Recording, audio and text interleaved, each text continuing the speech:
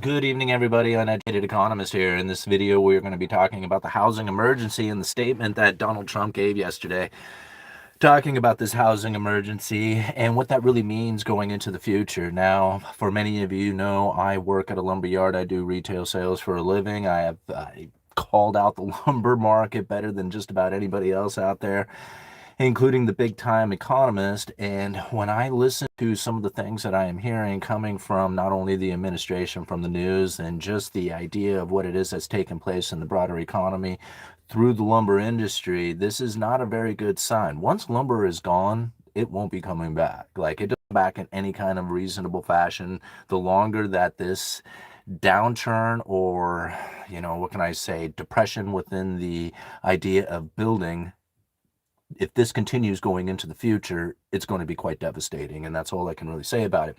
Let's go and review quickly what it is that Donald Trump had said, and then let's break this down, because he was very clear in what it was that he was describing, because it wasn't necessarily what it was that people had thought back during the campaigning for the re-election. He was talking about this massive bill that all these buildings were going to come to everybody, and they were going to have like access to this government land and all this cheap lumber, and there was just going to be this massive build, and everybody all of a sudden was just going to have a house. And they were almost kind of promised this in the campaign.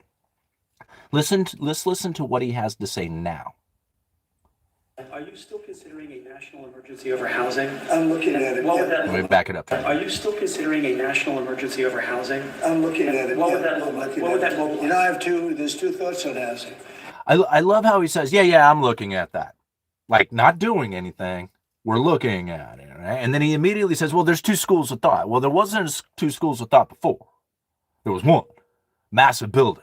That's what was taking place. And everybody was telling me, oh, man, how are they going to get the lumber? Or is they going to cut down the national forest and bring in all this Canadian lumber and all this other stuff? And I'm like, I have no idea what it is that everybody's talking about. But until there is actually something that is happening, there's no point in counting on it. And even here, it's now backpedaling. Well, there's two schools of thought on this whole housing emergency thing. Oh, really? Because there was one school of thought before. What's the two schools of thought? You have a lot of people have housing that, because we have such a strong time and such a strong market there, houses are very valuable. Such a strong market, such strong value there. Right? A lot of value there. Big part of their net worth, their house. I don't want to knock those numbers down, because... So when all of a sudden you have a lot of value in your house and you don't want to knock that down, why? Because it gives you the wealth effect. If you think that you have $1 million property, you're going to spend money like you're a millionaire. I want them to continue to have a big value for the house. At the same time, I want to make it possible for young people out there and other people to buy housing. All right. In a way, that's something very interesting. Let's back it up and listen to it again, because what he had said there, here, hold on one second. Let me make sure. Oops, the Wi-Fi is turned off here. There we go. Sometimes it skips along. The internet doesn't work very well with the Wi-Fi on. But this is very interesting. He said, I wanted to have the ability for young people to buy a house. Other people too. And I'm like, wait a minute. Buying a house and building homes is different. Those aren't the same thing. And there might be plenty of argument right now that there is plenty of homes out there for everybody. I seriously doubt that. And just because a house is vacant doesn't necessarily mean it's available. And that's also something to consider. So in order for there to be plenty of homes for young people to buy, you need to start building a lot of homes. You got to build cheap homes.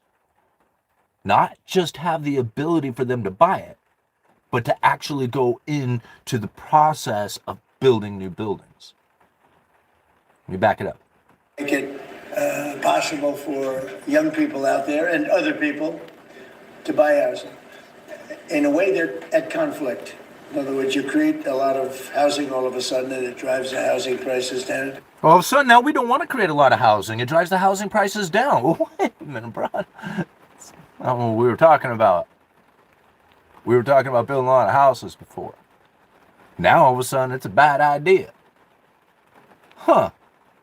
Well, I mean, it was a good idea before, when you were trying to get votes, but now it's a bad idea because ultimately it's going to knock the legs out of all the wealth effect that people have when they have $1 million real estate.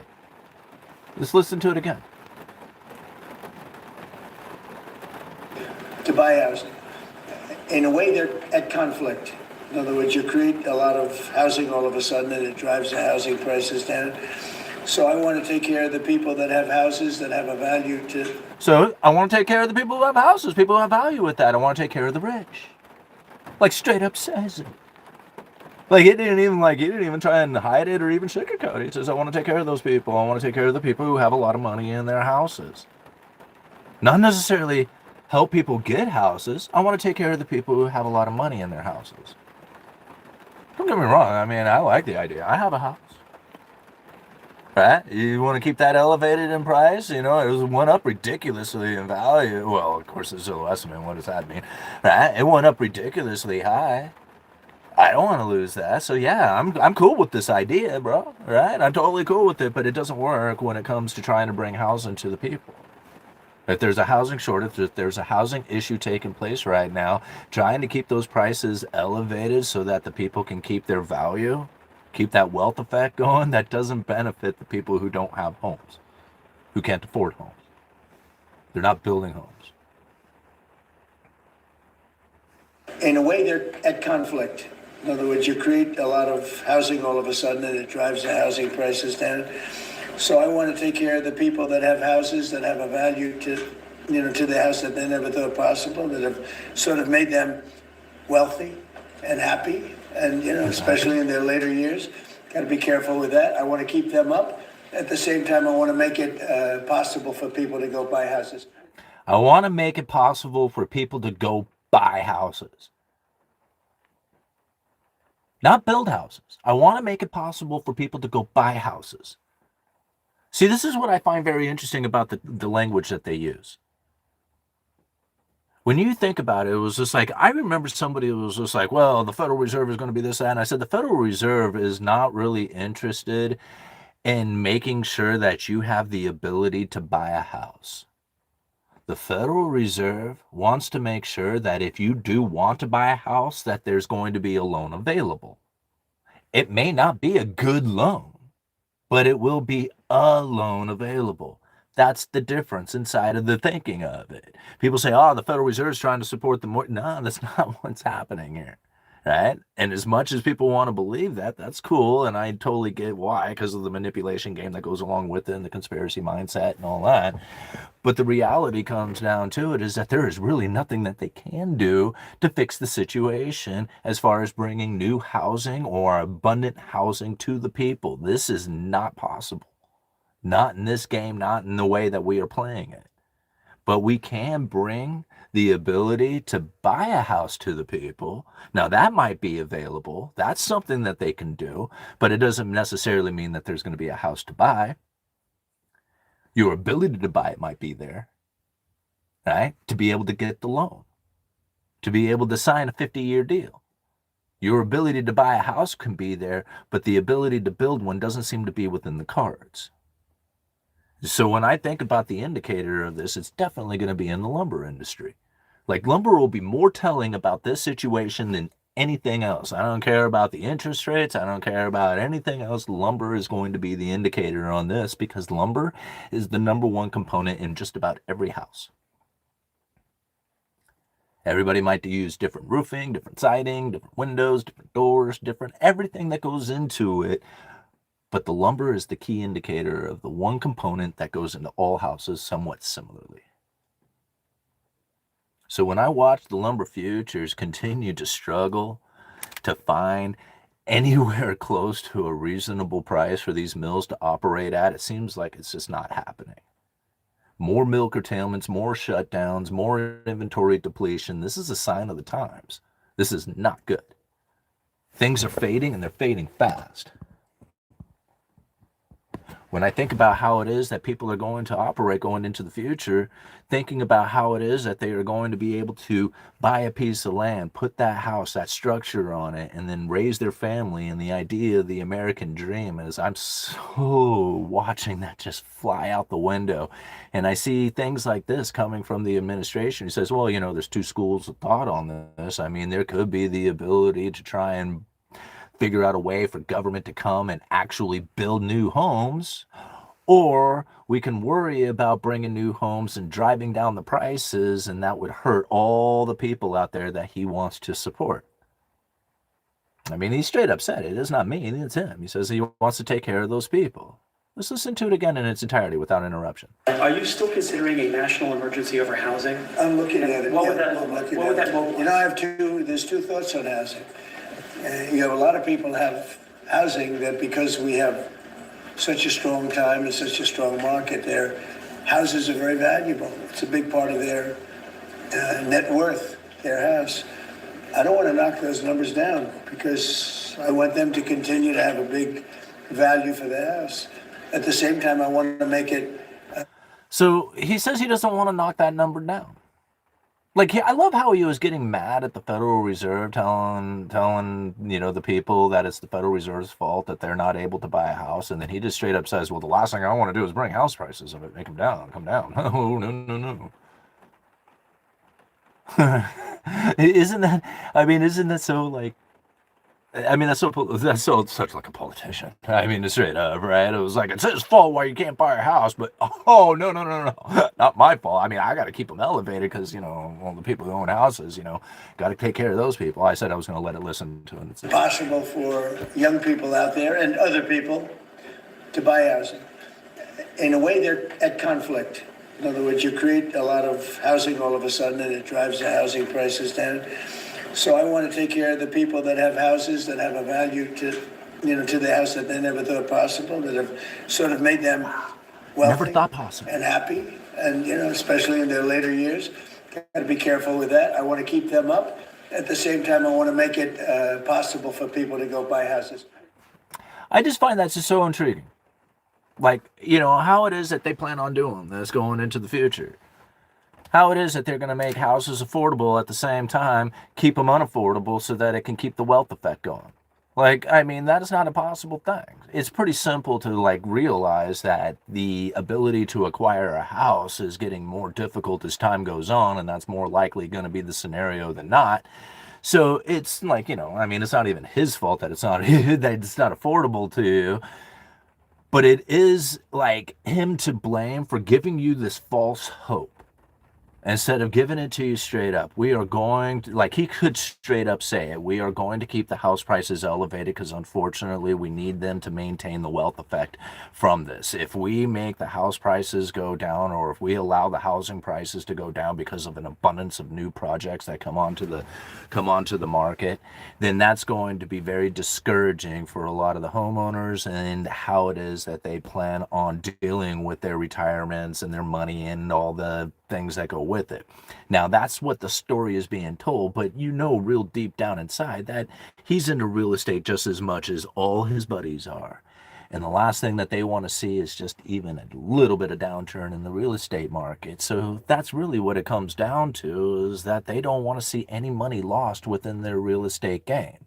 And at the same time, there is a need to try and support the market, support the people, support young people and stuff like that. So hell, they'll give you your opportunity to borrow money and go out there and suffer with a 50-year mortgage and stuff like that. But, that's the promise being made. Right? I mean, I don't want to give it to you in some kind of message that says, hey, this is the best thing in the entire world. I'm just going to call it straight up as it is. I'm not looking to buy a house. I have a house. Like, I'm buying a house right now. And the last thing I want to see is that thing go down. So I'm totally in support of Donald Trump doing whatever it takes to keep the house prices elevated. I'm totally down for that too. But I'm also in the lumber game. And so it would be really nice to see a lot of lumber sales taking place, which means you're probably going to have a high build taking place at the same time. So I'm very conflicted, very much just like Donald Trump is. How do I really desire the need for more housing on this, in this market, destroying the value of my own house, according to Donald Trump's own words. This isn't me saying it. This is Donald Trump saying it, right? Like I'm listening to the words of the the money guru here, right? This is a guy who's really smart, knows more about money than anybody else. He's telling me straight up that if they go and build a bunch of houses, he's going to take the value of my house away. Well, I don't want that. No, I don't want that. But also, I'm in the lumber game, which means that I want a lot of lumber sales taking place, which means that they're going to have to build a lot of houses. So I want that. Man, I'm really conflicted here. What is it that I really want? You see where I'm getting at? The idea of the lumber sales is going to be the most important indicator of this.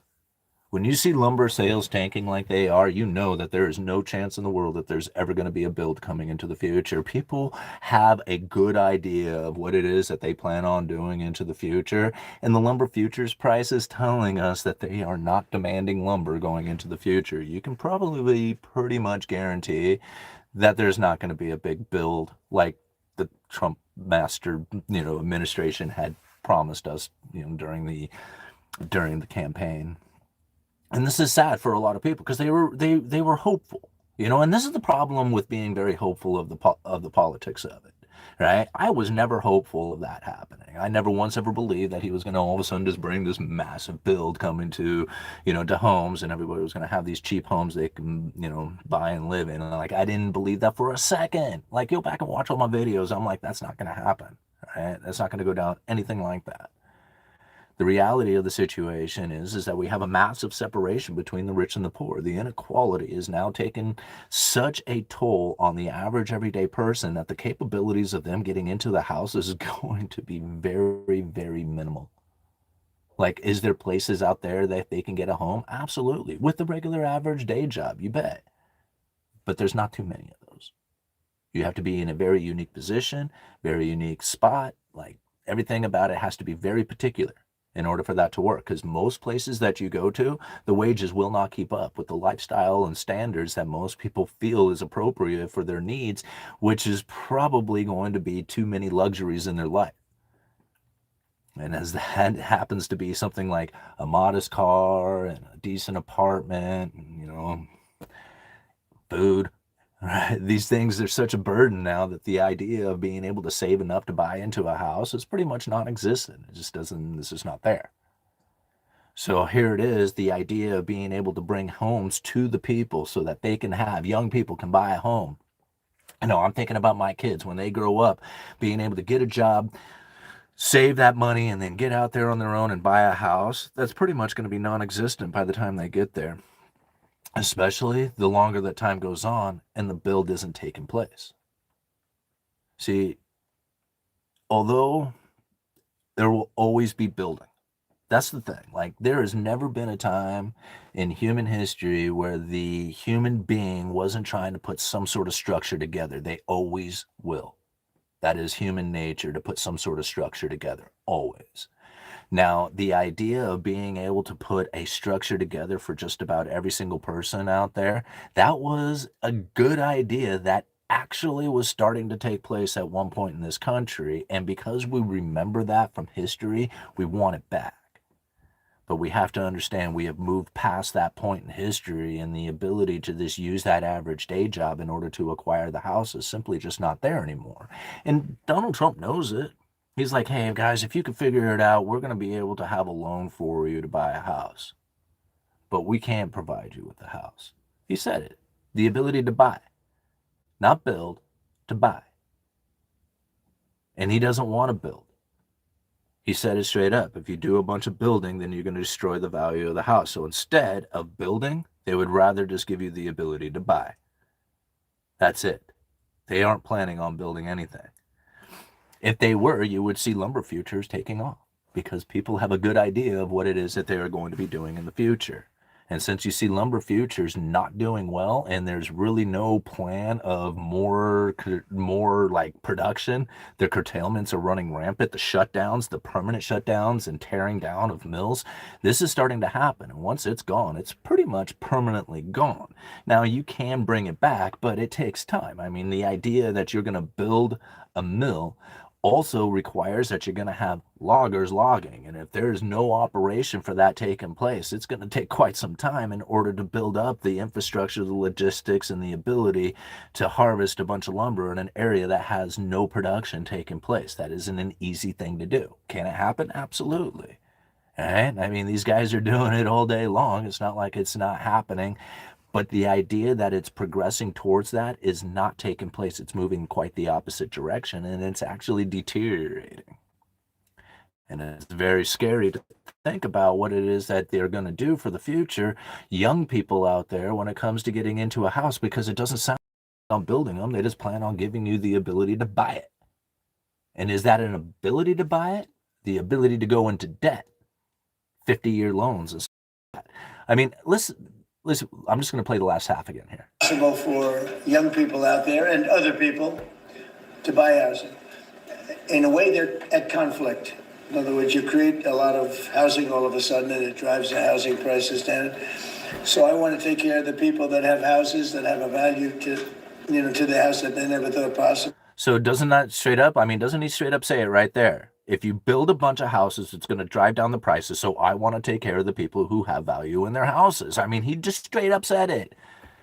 He's not even trying to hide it or anything else, And I mean, trying to take care of the people who have a bunch of real estate. Oh, I'm sorry, Trump, don't you have a bunch of real estate? Just saying. Sudden, it drives the housing prices down. So I want to take care of the people that have houses that have a value to the house that they never thought possible. I never thought possible. Thank you, man. I mean, I just straight up, thank you. I mean, if you did this, which I don't think you did, it's just the way the system is now operating with the abundance of money. But, if you want to keep elevated for my benefit, then, dude, thank you. But that's not going to help the American people, and it's certainly not going to help my children be able to have a way of life that then gives them the ability to buy into a house. That's certainly not going to take place with that attitude, is it? What are we going to do? I mean, it was just like, to me, it's just like, oh man, that's a really bad place to be, isn't it, bro?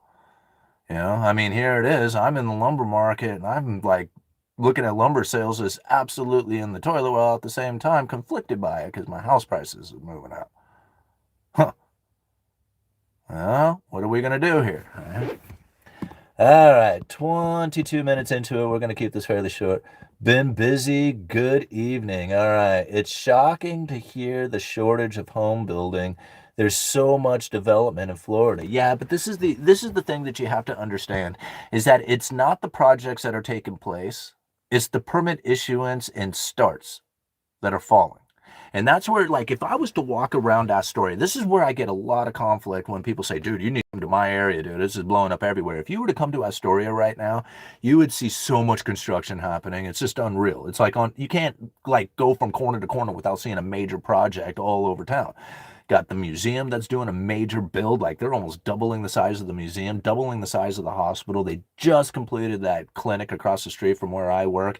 They have a doubling of an apartment complex, an additional apartment complex that just got built and finished. I mean, they're just all over the place. But the point being is that the permit issuance and starts is depleting. Those things have already come in. Like, that was planned and started a long time ago. They're just now coming to the point that you can witness it and see it. That's a difference. That is not the same thing, right? Those projects started and came into mind a very long time ago, and now you're witnessing them. All right? But new starts, new permit issuance, that's not something that you can necessarily see unless you go and actually look at the county or whatever, and look at the county reports and see how many building permit issuance are taking place. But just because you take out a building permit doesn't mean you started the building. That's another thing to think. It's just because you have a permit didn't mean that you started it. And then even starting the building doesn't mean that you went to completion. So there's a lot to look at when it comes to this. It's not a matter of just going outside and looking around to seeing what's going on. It's a matter of looking much deeper into that. Think about the lumber sales that are tanking right now. Okay? This is very concerning. I mean, if I was to just look out there at Astoria, I'd be like, well, that doesn't make any sense. This place is booming right now. You would think that lumber would just be in a massive demand. No. right? It's not in massive demand. It's in a very short demand, very low demand, because there's not a lot of projects that are starting. There's bunches that have started, right? And that's a huge difference inside of it. Watch it as it comes. I mean, you can see it now. Here, let me bring it up. Let me see. Building permit.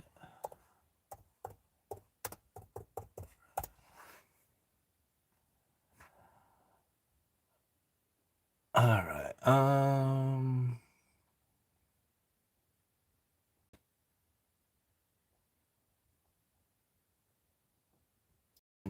Why is this not? Hold on here. Thanks for the bearing with me through the dead air space here as I bring up the chart on building permit issuance.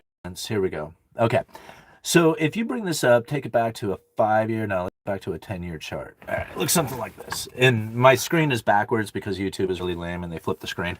But can you see it? Oh, I can't even see because it's not too much glare. Damn it. All right. Anyway, you won't even be able to see it. If you were to look at this, you can see that it would peak out in December of 2021, so January of 2022. That month, building permit peaked out. Now, it has steadily been dropping since December of 2022 until this very day, where it is now sitting lower than it has been in the last, I don't know, what is this, going back to about, well, back prior to COVID, right? So it was about this level right before COVID. In fact, COVID was a little bit higher in permit issuance than it is right now. So you could say, well, we were about the same permit issuance as we were back in 2018, 2019, right? Which makes, yeah, okay, sure. We are about that much permit issuance. It was substantially higher right after COVID as everybody was trying to build a house to get out of the city and move out to the suburbs. But it's not necessarily the amount that is being issued comparatively to then. It's the trajectory it's on. Now, if you were to look at this chart, you're going to see that it's heading down. That is not a good sign. That is not a good sign telling of the future, saying that we are not starting new projects. We are completing them, and these things are becoming less and less and less new projects to start. And this is what's taken place. It's now, like I said, sitting lower than it was prior to COVID. I mean, you take this back, it's probably, I don't know, maybe the summer of 2019 is when the permit issuance were as low as they are today. If you remove the COVID pandemic out of it, like that big major drop right there, if we just remove that part out, because that's like an anomaly really in the idea of it, moving forward from here, it doesn't look good, right? It looks depleted and it looks like it's deteriorating further into the future. I think that the lumber futures price is really telling of that very thing. Like, issuance was moving in the opposite direction, then you would see lumber moving, and for lumber also moving up, and you would see the futures price moving up. But we're seeing quite the opposite taking place right now, and it is very telling of the future when it comes to the idea of new home construction taking place to bring affordable housing to the people. That's not going to happen. I mean, even Donald Trump says he doesn't want to do that. I mean, literally straight up, I do not want to do that because he wants to support the prices of elevated real estate for those who have purchased real estate. He did say that. And then he also backed it up with, if you want to buy a house, you want to buy one of these super expensive houses, he wants you to have the ability to be able to do that. That means that you can get a loan for that. That's what he's trying to say. So is it 50-year loans that you're planning on doing? Because how else are these young people ever going to be able to buy a house? They're not. And even a 50-year loan barely gives them the ability to do that. So I'm going to continue to watch the lumber futures, continue to watch the mill operations go into depletion. I was talking to my buddy who's a logger the other day for a local logging company around here, and he said it's just about as bad as he has ever seen it.